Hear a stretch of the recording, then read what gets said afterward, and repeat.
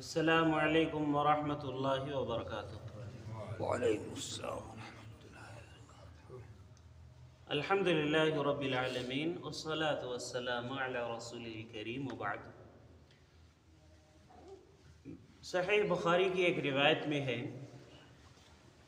एक मशहूर सहाबी अदी बिन अबी हातिम रज़ी अल्लाहु अन्हु, वो ईमान इस्लाम कबूल करने से ठीक पहले अल्लाह के नबी सल्लल्लाहु अलैहि वसल्लम के पास आते हैं। वो उस वक्त मुसलमान नहीं हुए थे। अल्लाह के नबी सल्लल्लाहु अलैहि वसल्लम के पास साथ में वो चल रहे होते हैं। चलते चलते रास्ते में ही एक शख्स आपको रोकता है और शिकायत करता है कि रास्ते पुरअमन नहीं है। यानी कोई शख्स यहाँ से कहीं और जाना चाहता है सफ़र में, तो वो उसे खतरा रहता है लूट मार का, चोरी डकैती का, पुरअमन नहीं है रास्ते। आगे बढ़ जाते हैं। कुछ देर के बाद फिर एक शख्स आता है और वो शिकायत करता है फ़क्र फाका की, गरीबी की।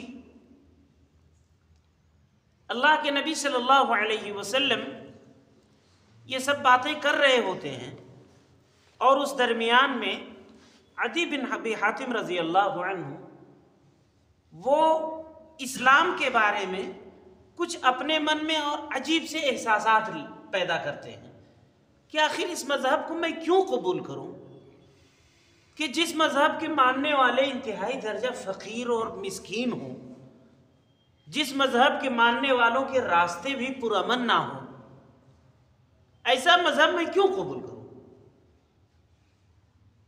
अल्लाह के नबी सल्लल्लाहु अलैहि वसल्लम उनसे पूछते हैं, क्या तुम हीरा मकाम जानते हो? उन्होंने कहा कि जानता तो हूं लेकिन गया नहीं हूं, वहां पर मालूमात है कुछ उसके बारे में। अल्लाह के नबी सल्लल्लाहु अलैहि वसल्लम ने कहा कि अगर तुम्हारी उम्र लंबी रही तो तुम देखोगे कि एक औरत तन्हा हीरा नाम की जगह से मक्का आएगी और वो तवाफ करेगी, यानी हज और उम्रा वगैरह करेगी।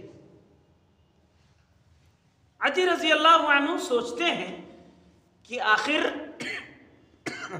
वो बनी तय कबीला, जिस कबीले के वो हैं, जिस बस्ती के वो रहने वाले हैं, आखिर उस बस्ती के वो डाकू और चोर और लूट मार करने वाले लोग वो सब कहाँ चले जाएंगे। यानी वो जगह हीरा, उधर से आने के लिए, मक्का जाने के लिए बीच में ही उनकी वो बस्ती है और उस बस्ती से होकर गुजरना पड़ेगा, वही रास्ता ही है। तो आखिर हमारे कबीले के जो लुटेरे हैं, डाकू लोग हैं, वो सब कहाँ चले जाएंगे। उन्हें ताज्जुब होता है। कहते हैं कि अल्लाह के नबी सल्लल्लाहु अलैहि वसल्लम ने फिर कहा, ये तो पुरअमन रास्ते की बात हुई। आगे कहा कि अगर तुम्हारी उम्र लंबी रही तो तुम देखोगे कि किसरा के खजानों के मालिक तुम लोग बन जाओगे, तुम्हारी उसके खिलाफ फतेह हो जाएगी।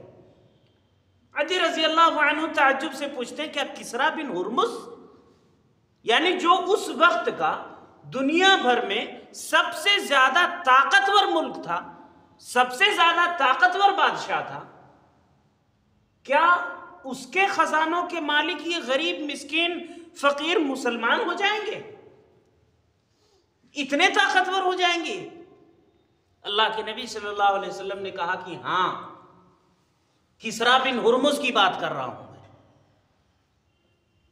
फिर आपने कहा कि अगर तुम्हारी उम्र लंबी रही, ये तीसरी पेशेंट गोई, अगर तुम्हारी उम्र लंबी रही तो तुम देखोगे कि एक शख्स अपनी मुट्ठी भर के सोना या चांदी लेकर निकलेगा कि कोई फकीर और गरीब इंसान मिल जाए और वो सदका कर दे, लेकिन उसे कोई फ़कीर और मिस्कीन शख्स ऐसा मिलेगा ही नहीं जो वो सदका कबूल कर ले।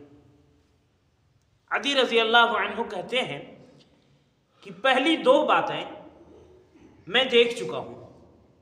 पहली बात कि हीरा से औरत आएगी और तवाफ़ करेगी, ये मैं खुद देख चुका हूँ।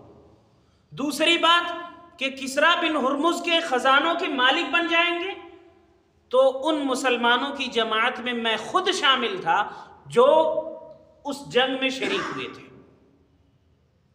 और कहा कि तुम में से जो शख्स लंबी उम्र पाएगा या जो बाद में आने वाले लोग हैं, वो यकीनन देखेंगे कि एक वक्त वो भी आएगा कि जब तीसरी भी पेशीनगोई पूरी होगी। मुअर्रिखीन ने लिखा है बादशाह हारून रशीद के बारे में कि वो आसमान में बादलों को मंडलाते हुए देखकर कहा करता था कि ए बादल, तू जा, जहां मर्जी हो, जहां हुक्म हो वहां तो बारिश नाजिल कर दे। जिस जमीन पर भी तू बारिश बरसाएगा उस जमीन का टैक्स मेरे खजाने में यानी बैतुल माल में जरूर आएगा।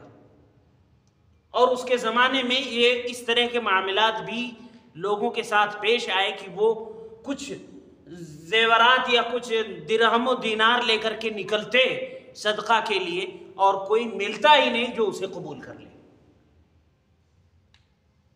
तो ये अल्लाह के नबी सल्लल्लाहु अलैहि वसल्लम की 3 पेशीन गोइयाँ इस हदीस में बतलाई गई हैं और ये तीनों ही पेशीन गोइयाँ वाक़ई हो चुकी हैं। 2 तो सहाबे कराम के ही ज़माने में और एक उसके बाद के अदवार में।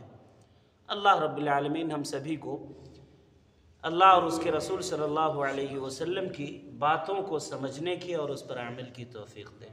आमीन।